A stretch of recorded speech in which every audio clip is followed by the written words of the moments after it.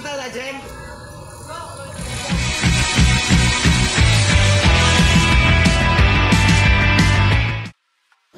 Magandang araw sa inyong lahat. Ang tatalakayin natin ngayon ay tungkol sa adbukasiyang pangwika.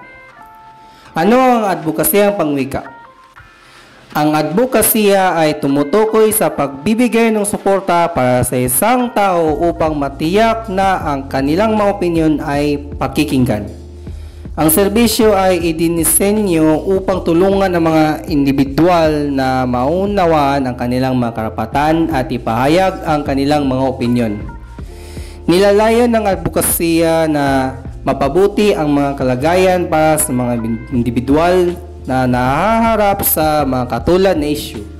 Maaaring kabilang dito ang pagtataguyod para sa pagsasama ng mga individual na may mga kamansanan, pangangasiwa sa lokal na pagpapatupad ng mga pandaigdigang pamantayan ng karapatang pangtao at paglaban sa karahasan na nakabatay sa kasarian. Pagdating sa adbukasya, tinutukoy namin ito bilang pagbibigay kapangyarihan sa mga individual na may pahayag ng epektibo ang kanilang mga pananaw, hangarin at emosyon.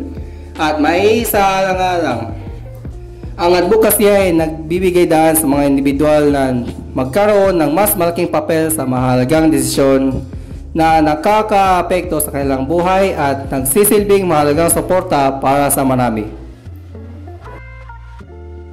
Ito po ay ang watawat ng Pilipinas.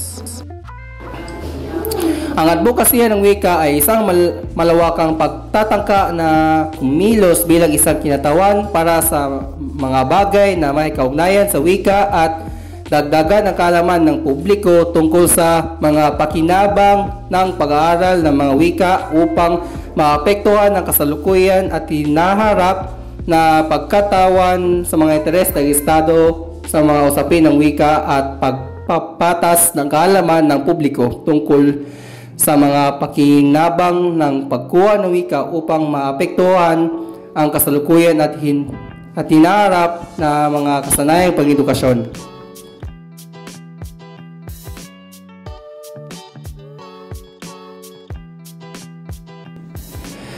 Kasama sa adbukasya ang pagtataguyod, pag-e-endorso, pagtataguyod para sa pagsuporta o pagtaguyod ng isang layunin sa ngalan ng iba.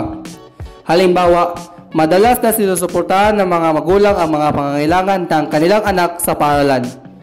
Karaniwan, kinabibilangan ng formal na adbukasya ng individual ang pakikipagtulungan sa mga entity gaya ng mga ahensya ng gobyerno o mga hindi kumikitang organisasyon o non-profit. Ang mga organisasyon ito ay nagbibigay ng tulong gaya ng tirahan, pangangalagang medikal, pangangalagang kalusugan ng isip, tulong pinansyal at iba pang serbisyo sa mga individual at tumataka sa karahasan sa tahanan. Ang mga komunikasyon sa pagtataguyod ay nailalarawan sa pamamagitan ng kanilang nakakatulog, pagsisikap na ma-influensyahan ang mga partikular na mensahe upang pagdulot ng mga pagbabago sa patakaran ng kasanayan o sa kasanayan sa kasalukuyan.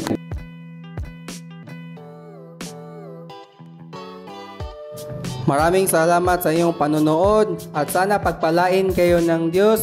Ingat palagi at huwag mo kalimutang mag-like, mag-share at saka mag-subscribe, follow pages. Libre lang yun, walang bayad. Pwede naman kayo manood kahit anong oras, saan kayo punta, pwede. Basta libre. Yun lang po. Maraming salamat sa iyong panonood.